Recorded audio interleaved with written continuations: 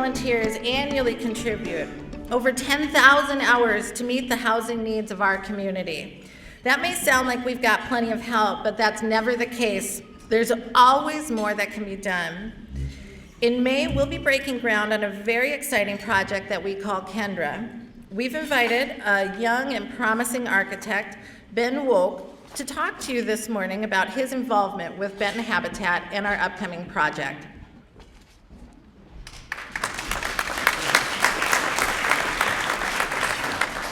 Thanks, Karen. Good morning, everyone. Thanks for coming today. Join us on the eve of Benton Habitat's 25th anniversary. I'm excited to talk with you about the bright future of this great organization and the steps that we're taking today towards it. First, a little bit about the past. My wife and I moved here about 5 years ago and immediately became involved with Habitat. Through our frequent volunteering with Habitat, I realized how perfectly my passion for energy-efficient, sustainable design and Habitat's mission fit together. Habitat's mission is to provide opportunities for low-income families to become long-term homeowners throughout multiple generations living in a stable, secure, comfortable, and affordable environment that fosters success and prosperity.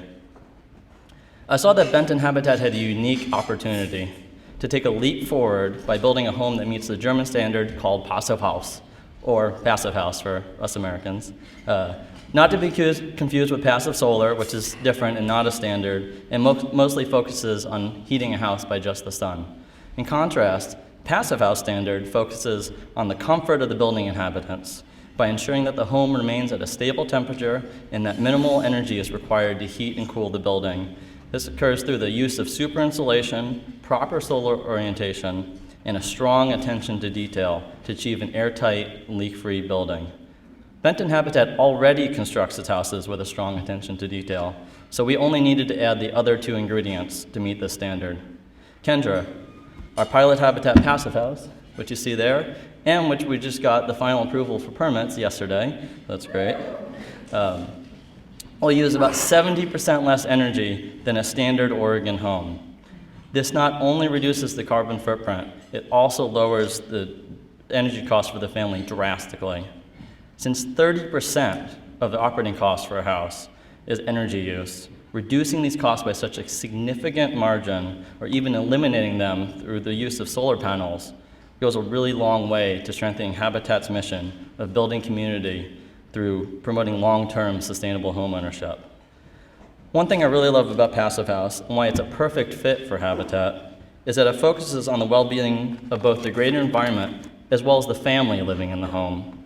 It also fits in with Habitat's idea of simplicity, as it does not need complex systems to operate, basically requiring nothing more than lots of insulation and a single ventilation fan for fresh air exchange. Unfortunately, this kind of construction has typically been reserved for high-end homes.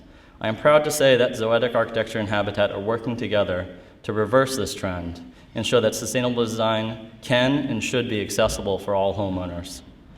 Which is why we are proud to be building not only Benton Habitat's first passive house, but also the first affordable passive house in the entire region outside of Portland and Eugene, and the first passive house for Habitat in the entire state of Oregon.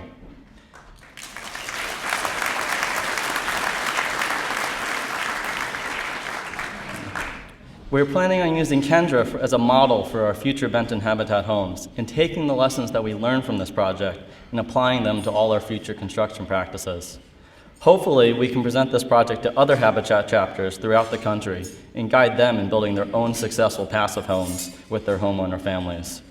My vision for the future is that within the next 25 years, Benton Habitat will be building all our homes to be net zero energy use, because being able to live sustainably should be a right and not a privilege. Thank you. Have a great day.